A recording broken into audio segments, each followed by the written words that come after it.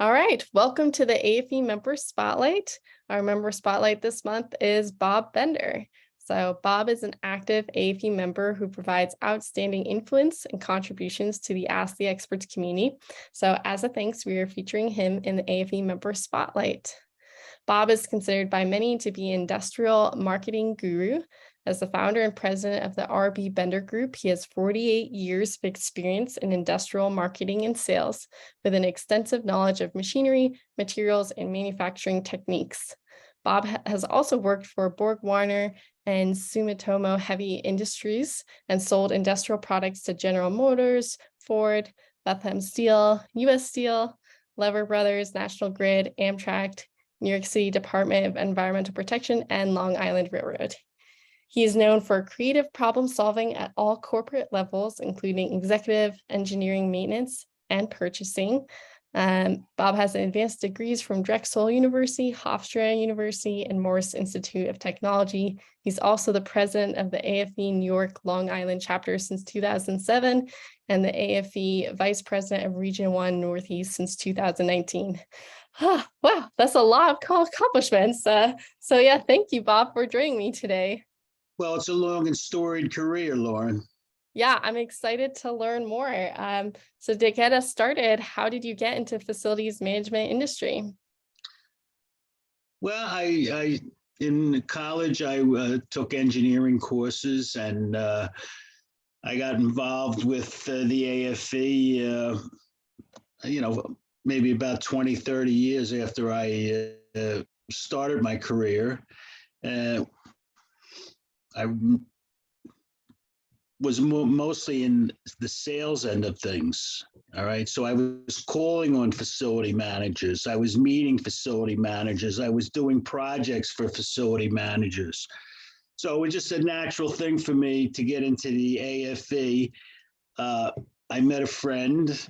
He wasn't a friend at the time, but Mr. Joe LaRocco. And I met him down at the Penn Station. Maybe first I met him at a trade show and then went to Penn Station to make a presentation. And ever since then, we've been thick as thieves, so to speak. Awesome. Yeah, that's great. So kind of in that career, is there a project that you've worked on that you've enjoyed most?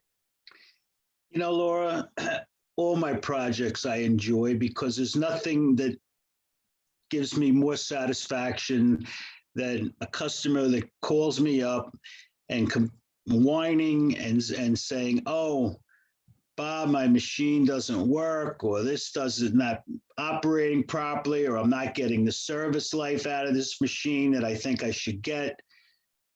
What can you do?"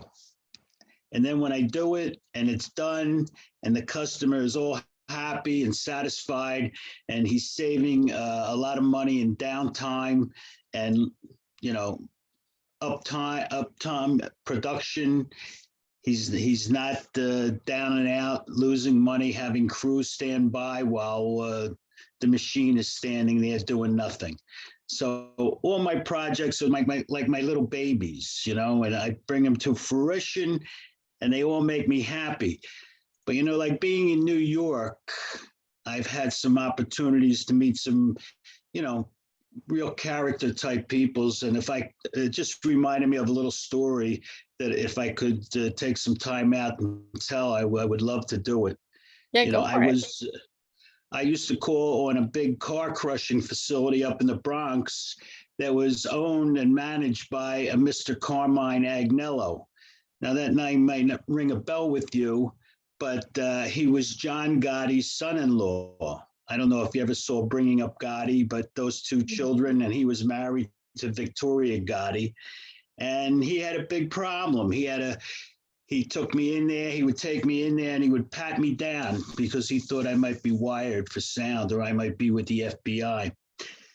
So, and when we spoke, we always spoke outside the building, so there would be no recordings of the conversation. But he had a problem, and the problem was he ground up cars, and the cars would sometimes have little bits of gas in the gas tank, and they would explode, and they would ruin his equipment, right? So I took his equipment, I completely redesigned it, and I beefed it up where it needed to be beefed up, and made some special parts for it. And I said, "Here it is, Carmine. Here's this is going to solve your problem." And then I handed him the bill. Okay, and he went out of his mind. He said, "Bob, this better work. This better work. I'm not going to expletives filled with expletives." But it worked, and it worked fine, and we were best buddies. So they threw him in jail, for various and sundry, criminal acts. But this is the kind of people you meet when you're in this area. This guy was like, if you ever saw The Sopranos, he was like Tony Soprano. Gotcha. So Yeah. Sounds that's like just quite a character. yeah, that was one of my projects. I always think about it because just because of the surrounding environment of it all. So Yeah, that's definitely fascinating. Sounds like you were able to help him out, which is it's awesome. I guess kind of the flip side of that, have you had what has been your biggest professional challenge that you faced? I think my biggest professional challenge was when uh, I had worked for large companies for about 15 years after I graduated school. And one day I decided to quit and go out on my own. And I had two young children. I had a brand new house and a mortgage. And, my wife was not too thrilled at the idea, but I did it. And it was very difficult in the beginning. I stuck it out. I survived the slings and arrows of outrageous fortune.